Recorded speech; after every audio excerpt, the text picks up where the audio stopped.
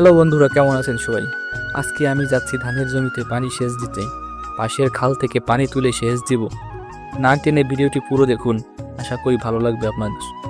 প্রথমে গিয়ে মেশিনের সব কিছু চেক করে নিলাম, সব কিছু ঠিকঠাক আছে কি না, কারণ একবার কাজ শুরু করলে মাঝপথে ঝামেলা পোহানো খুবই বিরক্তিকর।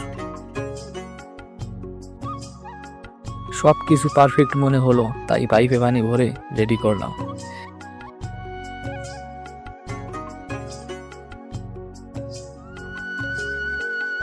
কিন্তু ভাই, কপাল তো আমার সব সময়ই খারাপ। মেশিনটা যেন আজ জেদ ধরেছে, কিছুতেই স্টার্ট নেবে না। বেশ কয়েকবার হ্যান্ডেল মারার পর বুঝতে পারলাম কি হয়েছে মেশিনের। আসলে পুরাতন মেশিন তো।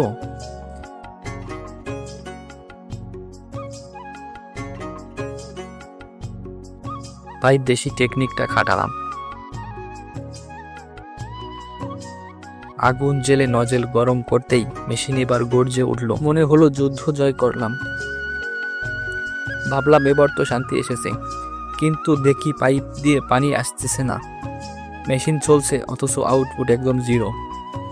মনে হচ্ছে ময়লা গিয়ে পাংখা একদম জ্যাম হয়ে গেছে। পাংখা পরিষ্কার করে স্টার্ট করতেই ফ্রেশ পানির ঝলক বেরিয়ে আসলো।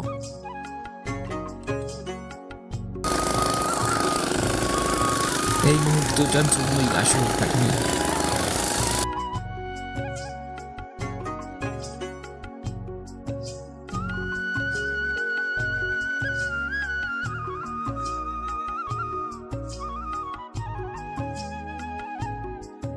পরে ধানের জমির সমস্ত নলগুলি খুলে দিলাম।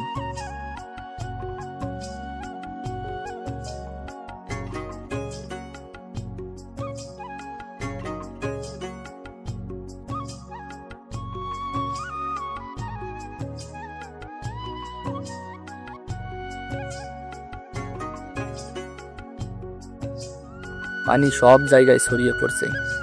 জমিটা ঘুরে ঘুরে দেখলাম। আপনারা চাইলে এই ফাঁকে চ্যানেলটিকে সাবস্ক্রাইব করে রাখতে পারেন।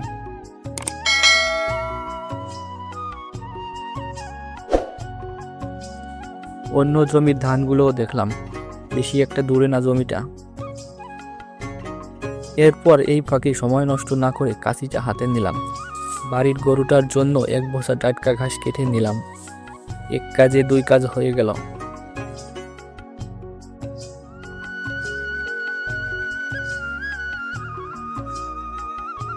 জমির শেষ কমপ্লিট। এবার মেশিনটা আবার ঢেকে সুন্দর করে গুছিয়ে রাখলাম।